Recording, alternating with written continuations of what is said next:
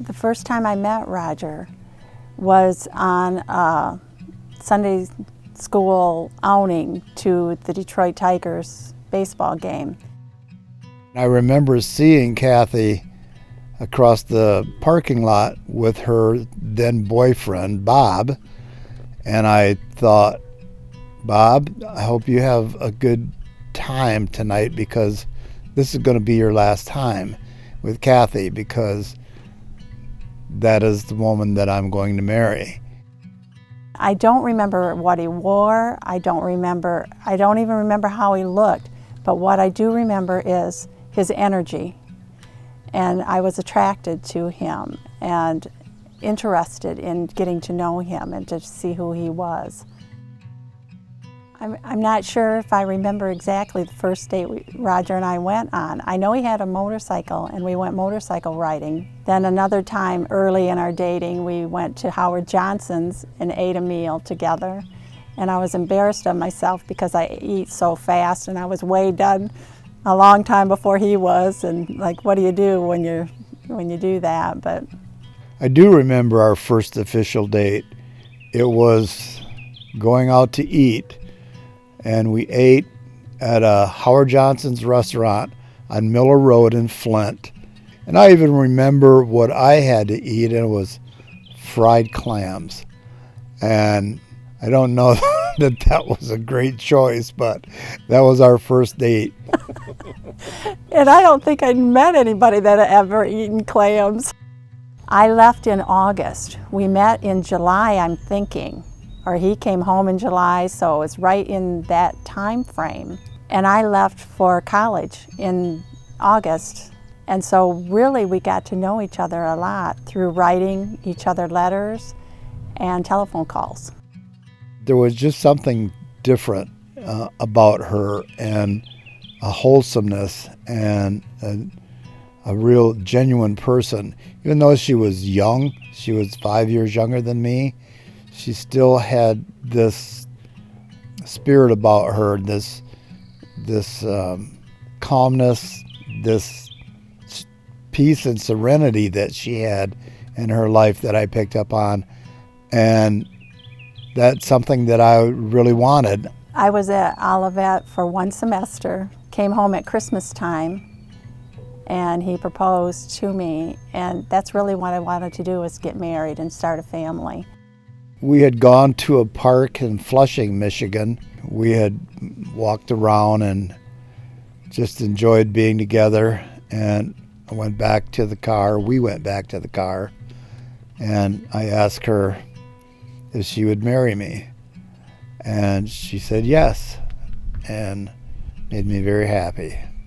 What I remember is we were sitting in the driveway, somebody's driveway, is what I remember, and he asked me to marry him, and I hesitated a little bit and then said yes. I had asked her dad if I could, it was the old-fashioned way of doing things, and I had asked her dad if he would be okay with me asking Kathy to marry me. And he said yes, a little bit hesitantly, but he did say it would be okay. And I know her mom was in favor of it long before I asked Kathy to marry me. For some reason, her mom really liked me. When my mom met Roger, she fell in love with him. And I hadn't ever really dated anybody that my mom really, kind of funny to think back and think how much my mom loved Roger. We got married June 26, 1971. It was at the West Flint Nazarene Church. No air conditioning. It was so hot. I was sweating bullets.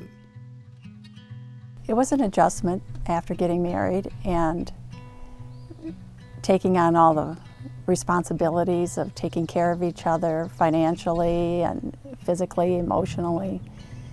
It was very fun, but sobering at the same time too. We were just so happy to be together, and it just wasn't a very big adjustment for us. She was wise beyond her years, and I had been around the world 2 or 3 times, and I had lived a lot of life. And so we were able to mesh her optimism and my worldliness into something that worked. And we were able to talk to one another from the start. Like any marriage, there's ups and downs, and there's hard times and difficult times and good times. And our marriage experienced the same thing. If you have to relearn something or learn something for the first time as an adult, it's very difficult. It's very difficult to become aware of ourselves, for one thing. And then once we become aware of ourselves, what do you do with it? I knew there was a problem earlier on in our marriage, but if I were to have faced it, I had no tools. I didn't know what to do with it. And neither did he, neither did Roger. And so after the boys left and circumstances came to a head, we had to face it. And it's a lifelong process of learning and relearning and putting different behaviors into your being, practicing different behaviors and continuing to know ourselves and to not react, but to respond. I think the reason that Kathy and I have made it to this 50-year milestone is the fact that we just love one another so much. And people have asked us, what's your secret? How have you made it this far? And without question, the secret for us is the ability to communicate. I mean, we love each other without question, but sometimes love is not enough. You have to be able to talk with one another and communicate with one another and to bounce ideas off and opinions and sometimes hurt feelings, and also to communicate the happiness that's going on in our lives and the blessings that we have in our lives. We have had many difficult times in our lives, but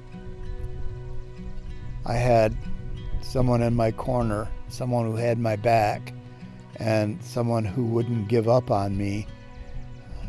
It would have been very easy for Kathy to give up on me, but she stuck by me and she supported me when times are tough.